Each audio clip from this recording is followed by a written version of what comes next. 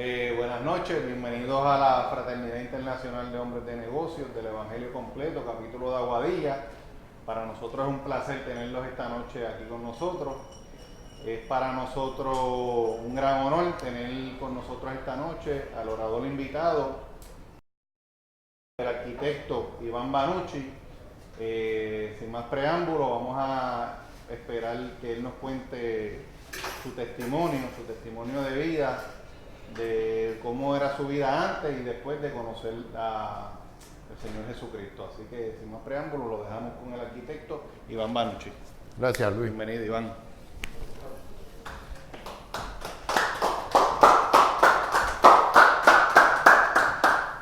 El testimonio mío es de muchos años. Yo nací en una familia, mi padre médico, mi madre ama de casa, maestra. Tengo 5 hermanas. Nací en el 1950. Ahora mismo tengo 68 años. Nosotros, nos criamos yendo a escuelas cristianas, católicas y eso. Yo me gradué de un high school católico y eso fue lo que aprendí. Cuando entro a la universidad encuentro una muchacha que conocí, se llamaba María Isabel, y María Isabel tenía algo que yo nunca había visto, y era que ella iba y visitaba un centro de meditación, de yoga. Pero no era un centro de meditación común y corriente, sino que era un centro dirigido por un señor que se llama Sri Chinmoy Kumar Ghose. Este señor tiene en Nueva York, o tenía, ya falleció, estamos hablando de los años 1970, yo entré en la universidad en el 68, entonces tenía que haber sido 70, 71. Y ella me invitó a las reuniones con este hombre y yo iba, y en Miramar era un salón, era un apartamento en un segundo piso con un balcón en L alrededor, y lo que sería la sala comedor, habían hecho un pequeño templo para el gurú.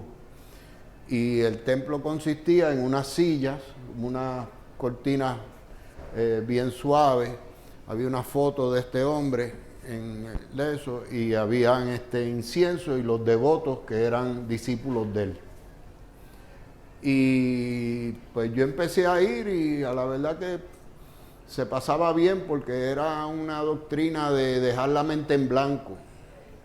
Las doctrinas de la India y eso, pues son, a diferencia de lo que nosotros practicamos acá, son completamente opuestas. O sea, ellos, lo primero es la meditación, que consiste en dejar la mente en blanco. La segunda parte de eso serían los cánticos. Y la tercera, que nunca había nadie haciéndolo, sería una oración, pero no se sabe a quién orar porque creen en miles de dioses y cosas. Pero definitivamente llegas a tener paz en ese meditar. Y empecé a asistir, y un día el gurú vino de Nueva York. Este hombre tenía cuadras llenas de discípulos en Queens, en Nueva York, y básicamente como Mita aquí en Puerto Rico, los seguidores de Mita y Aarón, pues es similar. Ellos tienen unos negocios que son unos laundry grandes, unos laundromat, y en los altos viven los discípulos. Y algunas veces en el tercer piso pues tienen un templo o un sitio para meditar. Tenían. Eso era así. Y yo iba, y este día en particular fui a la meditación, y el gurú vino de Nueva York. Y yo andaba con un señor que se llama Kimo Wall, que era profesor de karate que le gustaba esas cosas de la meditación y eso, y él estaba María Isabel. Entonces en el balcón ese en L, yo iba caminando y María Isabel estaba al lado, y de momento viene el gurú y de momento tengo este hombre de frente, este hombre viste en unas telas bien suaves, lo que son los zaras esos que se ponen ellos, color, me acuerdo hasta el color, era como peach. Y entonces ella le dice, Master, this is my friend Ivan. Y ese hombre hizo así y me miró y yo caí para atrás achocado. Tenía poder, el hombre tenía poder. Y entonces seguía yendo. Y entonces vinieron los motines de la Universidad de Puerto Rico y mataron a Antonia y mataron al coronel, que lo vi que lo mataron allí al frente del centro de estudiantes y todas esas cosas. Y dejé de estudiar porque la escuela de arquitectura quedaba al frente del ROTC y fue bastante fuerte la cosa y me di de baja completo en ese segundo año de arquitectura en la universidad. Pasaron como 6 meses. Entre eso fui a Nueva York a ver las facilidades de estas personas, para que tengan una idea del poder que tienen estas personas. En las Naciones Unidas hay un templo, hay una iglesia para todas las fe del mundo. Pues él era el director de eso, lo habían nombrado director de ese grupo. Yo por suerte nunca me cambió el nombre ni me bautizó, porque él cambiaba los nombres de las personas. Te podía llamar Juan y de momento te llamaba un nombre indio o algo. Y yo cogí, pues, fui hasta Nueva York, vi ese sitio en las Naciones Unidas, una cosa impresionante, un salón grande. Y él, no sé qué hacía, pero era él presidía, me imagino que iba allí a meditar con la gente de las cosas y eso. Entonces fuimos a una casa que le habían donado al gurú, y esta casa, esta única mansión, que más o menos el tamaño del Capitolio que hay en San Juan, y entonces la finca, tú te parabas así en la terraza, una terraza más grande que este estacionamiento de este restaurante, y mirabas para abajo y bajaba una montaña y había un bosque grande, y abajo pasaba el río Hudson.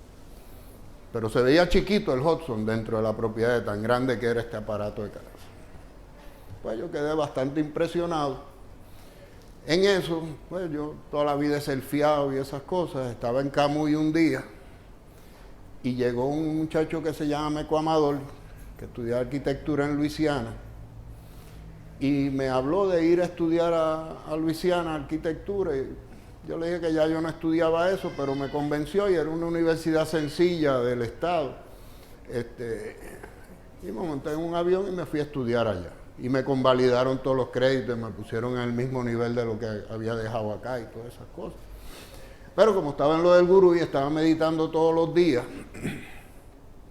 y yo cogí eso bastante a pecho, y entonces yo meditaba cada 3 horas.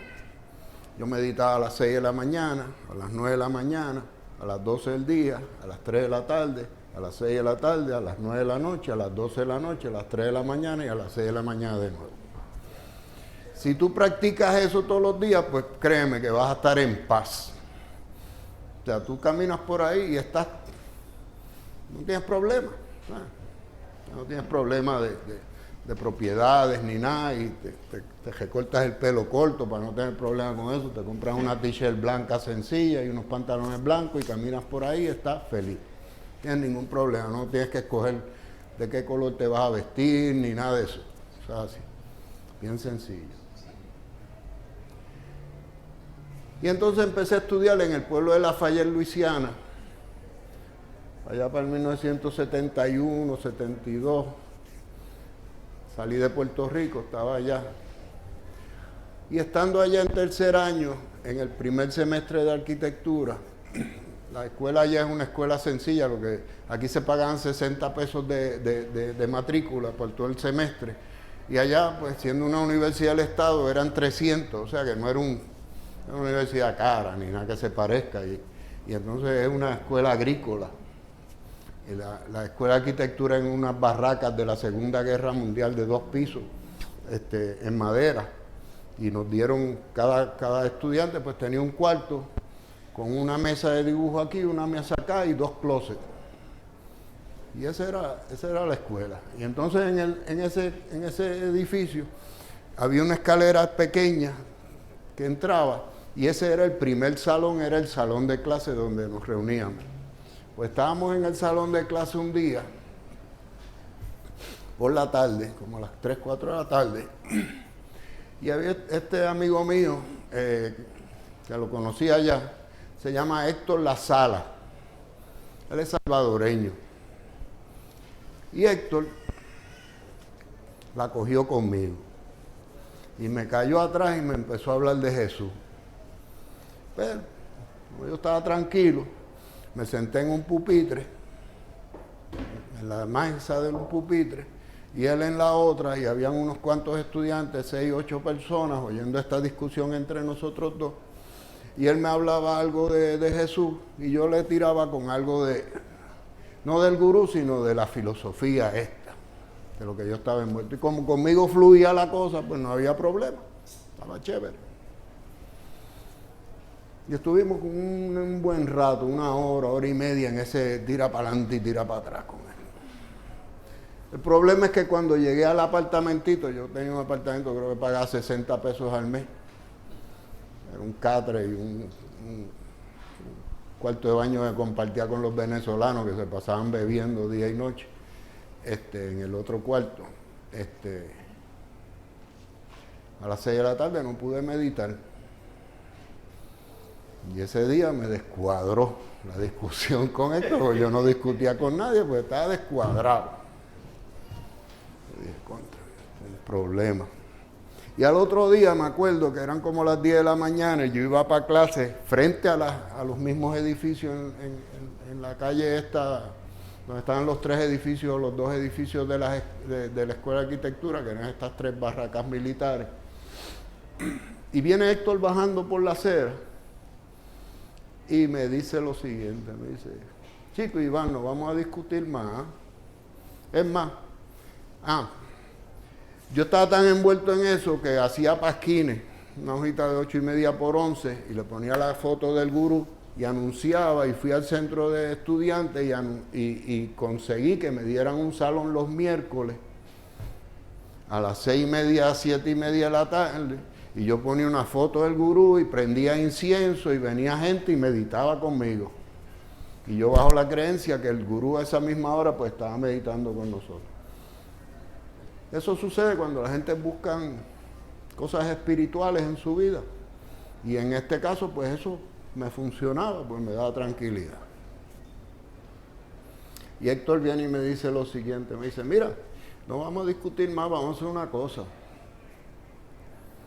Yo voy a ir a una reunión de las tuyas. Yo dije, tipo progresista bueno. Dice, pero tú tienes que ir a una de las mías. Dije, está bien. Me dice, la mía es esta noche.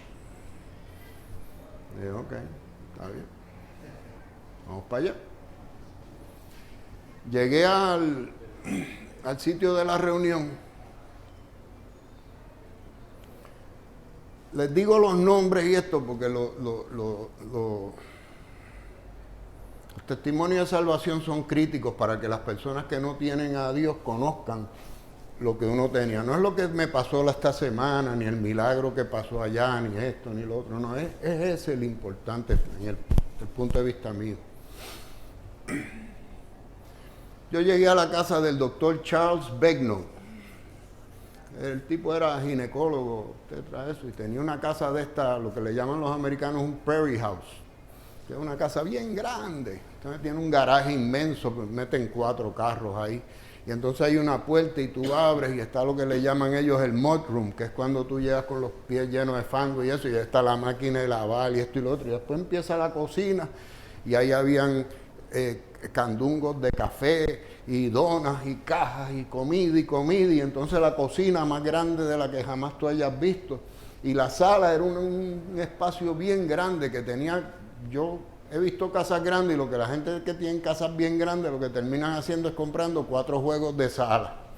Y ponen uno en aquella esquina y otro acá. Y habían como 30 o 40 personas. Y entonces mi mente empieza a pensar y decir, esta gente no son espirituales, fíjate. Mira, que él está fumando. Mira, que él se está metiendo un café. Mira, ¿qué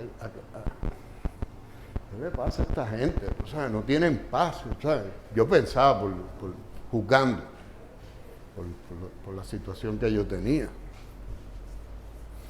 Y entonces, como yo lo que comía, había dejado de comer carne y esto, aquello. Una cosa, para mantenerte en esa tranquilidad, coge mucho trabajo. Entonces, pues yo vengo y digo, pues esto está fácil. Toda esta gente empezaron a hablar de versículos de Biblia y dar testimonio de quién se curó y qué le pasó a aquel. Y yo, lo que se me ocurrió fue meditar. Dije, esto está chévere, aquí esto está bien tranquilo, aquí me voy. Y me pasé la reunión en bolines. De momento dicen, bueno, pues vamos a orar. Y nos cogemos de manos todo el mundo, porque a todo esto pues tenían guitarra y cantaban. Se cogieron de manos. Y yo dije, perfecto. Ahora yo tengo la oportunidad de llegar ahí a hablar con Jesús, porque estoy en un ambiente espiritual, esto está fácil, está nítido. Cuando intento hacer eso, de momento me quedo sin aire. Y me sentía como cuando uno antes bajaba a 20, 25 pies con un snorkel y una chapaleta, que empiezas a subir poco a poco y tú ves la superficie del agua ahí y piensas, me faltan 10 pies y no, puede que no llegue. Y sin que nadie me dijera, ni me convenciera, ni nada, dije las siguientes palabras. Dije, Jesus is Lord. Jesucristo es el Señor. Y dicho eso, he recibido un manoplazo en el centro de la espalda que caí de cara contra aquella alfombra y me quedé inconsciente. Si bien el gurú había tenido poder cuando me encontré con él en aquella esquina, lo que me achocó allí fue una cosa que me dejó frío. Cuando vine en sí, tú sabes, dije, y yo había invitado a Douglas Wynn, uno que estudiaba arquitectura conmigo, y por allá por el otro lado del grupo ese inmenso, había aceptado también al Señor y estaba llorando por allá. Y yo me quedé, tú sabes, como que, dije, ¿qué es esto? Y me fui para mi apartamento. Me regalaron una Biblia. Llegué al apartamento y vi el altar que tenía para el gurú.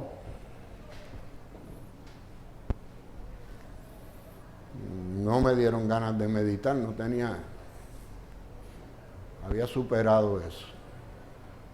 No prendí incienso, no hice nada, sino que me encerré en esa casa y empecé a leer esa Biblia.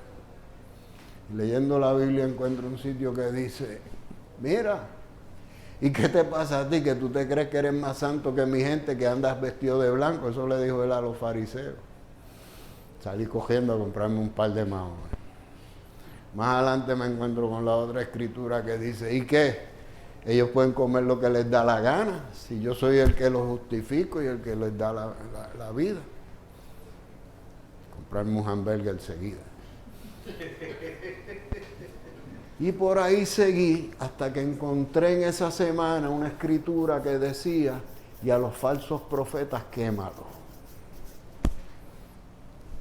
Sácalo. Cogí yo tenía las fundas de mi cama, de la almohada, tenían una serigrafía de la cara del gurú. Cogí mis 2 funditas y empecé a echar libros, inciensos, retratos, todo lo que tenía. Eran como las 5:30, 6 de la tarde, no habían celulares, no habían computadoras, no había nada. Cogí mi mochilita y me fui caminando Y me acuerdo que sería como en octubre o algo así, porque entró de momento un frente frío y yo seguí caminando y caminando. Y de momento me encuentro con uno que viene de frente del mismo grupo. Me dice, ¿qué hace? ¿Para dónde vas? Y le digo, voy a hacer tal cosa, voy a quemar esto. Dice, yo voy contigo. Y más adelante me encontré con otro del mismo grupo. Y aparecieron esta serie de personas. Terminaríamos como 4 o 5. Y fuimos a un sitio que se llama Girard Park. Y entonces en ese sitio pusimos, hay un puente y un lecho seco de río, que no hay agua, pero hay un puente peatonal que pasa por encima lo suficientemente alto dentro de este canal, que está seco, que uno se puede esconder ahí o meterse ahí abajo. Y ahí me metí y tiré las cosas, y saqué un fósforo y le dije esto al Señor, le dije, Señor, yo sé que tú eres poderoso, yo no voy a estar llamando al gurú para explicarle lo que pasó ni nada de eso, así que enséñaselo tú. Inocentemente, no entendía, o sea, estamos hablando de un bebé que viene de una creencia y de momento Pablo lo tumbaron del caballo, tú sabes, esa es la que hay. Quemé las cosas, hicimos un par de oraciones y cosas y me fui para la casa y me acosté a dormir.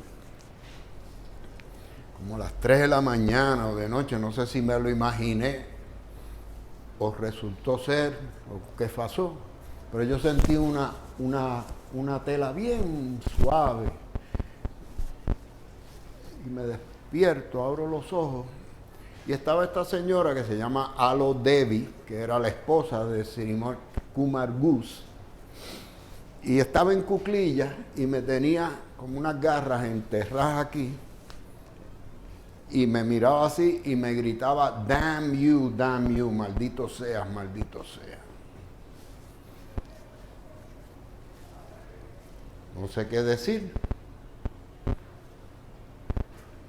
Digo, praise the Lord, praise the Lord, praise the Lord, praise the Lord.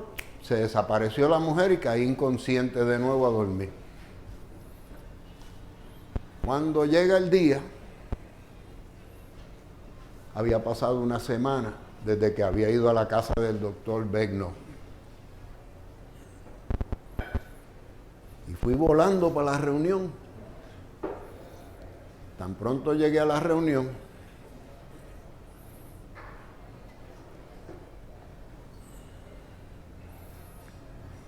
veo que está este grupo, que yo los había visto nada más que esa vez y quizás en la semana los había pasado con ellos un par de veces. Y me ven consternado. Me dicen, ¿qué te pasa? Y le digo, tengo que hablar con ustedes. Y me jalan para un lado y me meten en uno de los cuartos de la casa esa grande.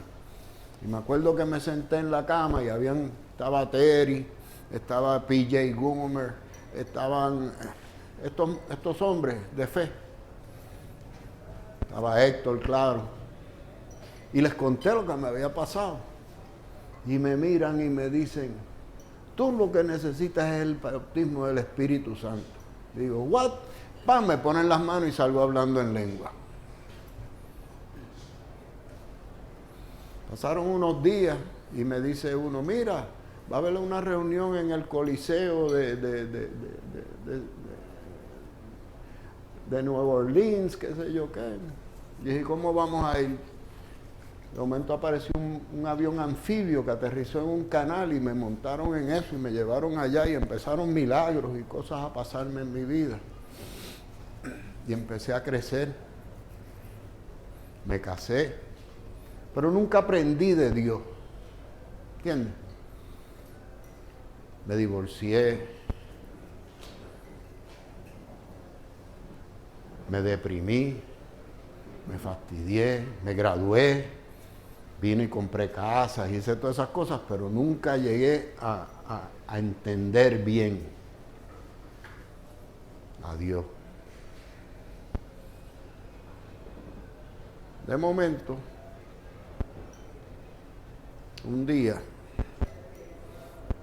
estoy en la oficina de Atorrey y me encuentro con este vecino que se llama Tony Pacheco, el mismo Tony Pacheco de la Fraternidad Cristiana de Hombres de Negocios. Tony andaba con un gabán blanco, con una rosa colorada, con zapatos de charol, con pantalones de hilo planchados con filo. La oficina era, los gabinetes los había forrado en papel contact paper de cebra. Las secretarias tenían las faldas metidas hasta la mitad de la cortita. Tenía dos. En la oficina de él había una tarima. Los pisos eran en alfombras coloradas. El plafón era en espejo. Y el escritorio era bien elaborado. Y ese era Tony. Un día fui a la oficina y le toqué a Tony para que me abriera. Ya esto habían pasado unos años. Y salió y me sacó un revólver cromeado. Estaba como paranoico. Y se me destruyó el matrimonio y todas esas cosas. Y un día estaba bien mal y me sentía bien deprimido. Estaba en el condado, en mi apartamento, mirando la laguna del condado. Y me acuerdo que tenía una sábana y le dije al Señor, Señor, yo te conocí y te conozco, ayúdame. Y cogí, me achocó de nuevo y me tiró al piso y me dejó inconsciente. Y al otro día me levanto y prendo la televisión, una televisioncita blanco y negra chiquita que tenía en aquel apartamento. Y sale este muchacho a las 10 de la mañana hablando de Dios, pero con un mensaje poderoso. Nunca sabía ni que existía. Y al otro día lo prendo y el mismo. Y por alguna casualidad llegó un momento que dije, yo voy a ir a la iglesia de los Jíbaros estos. Sí, porque eran sillas de metal y eran en trastalleres allá detrás de los caseríos. Era un segundo piso detrás de Merino. Y para allá fui. Y me fui en unos maones y una t-shirt y llegué. Y me senté al final atrás a oír al muchacho. El muchacho se llama Dan Rodríguez. La iglesia se llamaba Fe es la Victoria. Cuando yo oigo a Dan y oigo aquel mensaje, yo fui a la pequeña biblioteca de ellos, librería, que era una ventanita así con un panel de plywood que se levantaba, y le dije a la señora, que después averigué, se llamaba Noemí, era la mamá de Dan. Le dije, ¿usted sabe qué? Yo quiero que me venda la misma Biblia que él está usando. No me vende una más grande, no me vende una más chiquita, quiero la misma.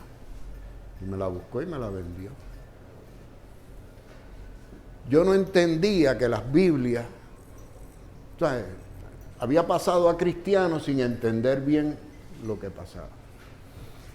Pasaron las par de semanas y yo seguía yendo, y un día anuncian que van a barrer la escuela, la iglesia, un miércoles, y yo me presenté.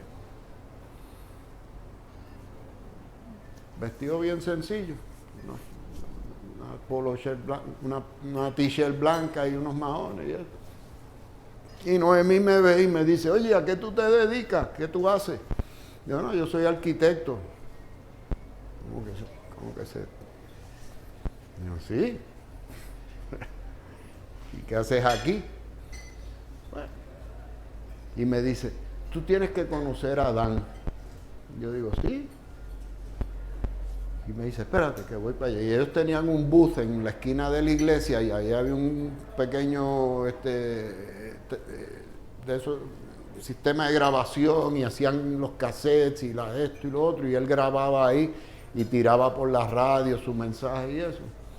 Y me acuerdo sentarme al frente de Dan, él estaba ocupado y de momento se vira y me mira y me dice, ¿y tú qué quieres? ¿Sabes qué? No le contesté, porque en mi mente lo que yo dije, yo quiero saber lo mismo que tú sabes de Dios.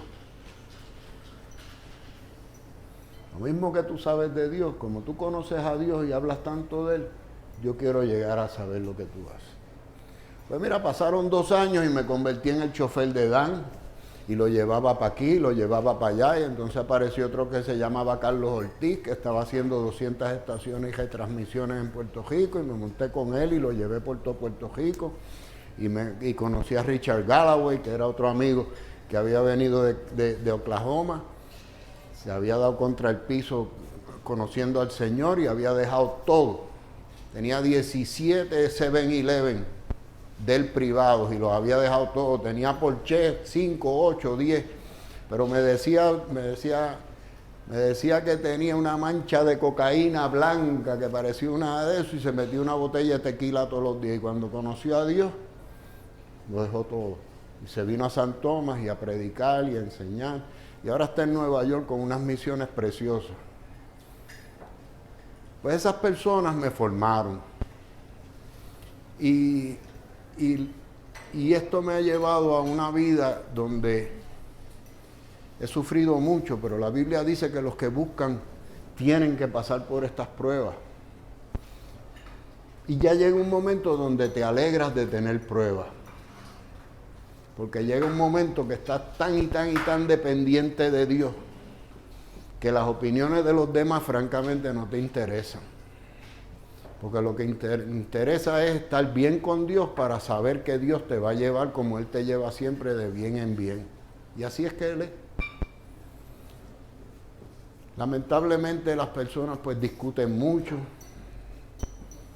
no buscan la verdad, y es la verdad la que los hace libres, no es la opinión de este, ni el conocimiento de aquel, ni nada de eso tiene nada que ver. Es tan sencillo de tú meterte con Dios y empezar a aprender y alimentar tu espíritu. La manera que tú alimentas tu espíritu es por fe. La Biblia dice más, la Biblia dice que la falta de fe es pecado. ¿Por qué? Porque tú llegas a unos niveles y muchos van a ir al cielo y muchos vamos para el cielo y todos vamos imperfectos en el camino. Pero cada uno tiene que llegar a lo que le llama a Dios la medida de la fe. Y la medida de la fe es tuya, solamente la puedes lograr cediéndote a Dios y permitiendo que Dios te cambie de adentro para afuera. Te va a cambiar tu mente, te va a cambiar tu cuerpo, te va a cambiar tu manera de hablar, te va a controlar tus emociones, tus problemas. Te dice todo, te dice, húyele al pecado. O sea, la tentación está, pero Él te dice, húyele, sale del medio, no le hagas caso. ¿Entiendes? Pues esto me ha traído una vida bastante interesante.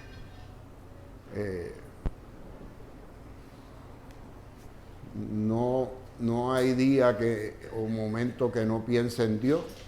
Tienes que hacerlo. En la fraternidad tengo amigos que compartimos a unos niveles que me llena de satisfacción saber que hay otras personas que están en las mismas. Tú sabes, no es... La gente dice, sí, yo practico la fe. Y practicar la fe para muchos de ellos y algunos parientes míos es ir con la mujer el domingo o el sábado por la tarde a la misa o al servicio y sentarse con ella y, bueno, practiqué la fe. Sí, es verdad. ¿Entiendes? Pero igual que están los niveles que vas subiendo. Y en ese subir te vas a caer. Y cuando te caes es cuando Dios te hace más fuerte, porque Él dice, en tu debilidad es en donde yo me manifiesto.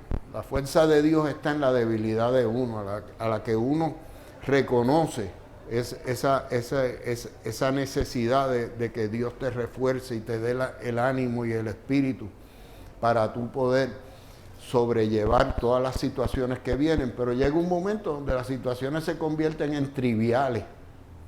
Entonces empiezas a entender lo que Dios dice, que dice, por nada te preocupes, por nada. Porque si te preocupas, pues estás fuera de fe, y si estás fuera de fe, pues estás en pecado. Y llegas a unas cosas que de verdad las otras personas pensarán que uno está loco, pero la fe sin obra no funciona. La Biblia dice más, le dice, muéstrame tus obras de acuerdo a tu fe. Entonces, la Biblia dice que los que llegan a eso, la vida les es más difícil. No es fácil, pero es mucho más rewarding cuando tú das y das y das y das. Porque es la naturaleza de Dios en ti y de momento tú ves que tú recibes y recibes y recibes, entonces llegas a un happy medium con Dios que dice, bueno, si tú me estás dando tanto, pues entonces yo voy a dar más. Y eso te lleva a mejorar tu familia, a mejorar tu relación con tus amistades. Sigues con las mismas amistades que beben y caminan y eso por otro. ¿Por qué? Porque el ejemplo tuyo, el testimonio tuyo con ellos, y cuando de momento tú ves, yo pertenezco a unos grupos que no tienen que ver con la fe, y en esos grupos Dios me usa.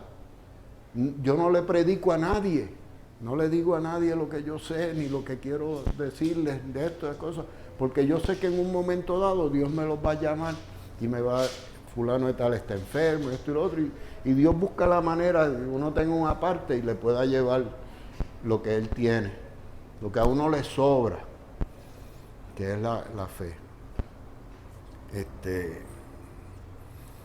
Hay muchos testimonios que tengo de asuntos bien fuertes que han sucedido, donde he visto el poder de Dios manifestarse una y otra y otra y otra vez. Pero a mi entender el más importante de ellos es como cuando yo conocí a Dios, cuando ese poder entró en mi vida. Y como yo le digo a ustedes, ese mismo poder que entró en mí es el mismo poder que levantó a Jesús de los muertos. O sea, es un sistema bien combinado el que Él nos da a nosotros para poder cumplir con lo que Él nos pide. Y como no tiene que ver con lo que yo haga, no es lo que yo hago, ni digo, ni esto y otro, es en quien yo creo el que me da esa justificación. Es una garantía por vida. Es mejor que la de Sears y mejor que la de cualquiera.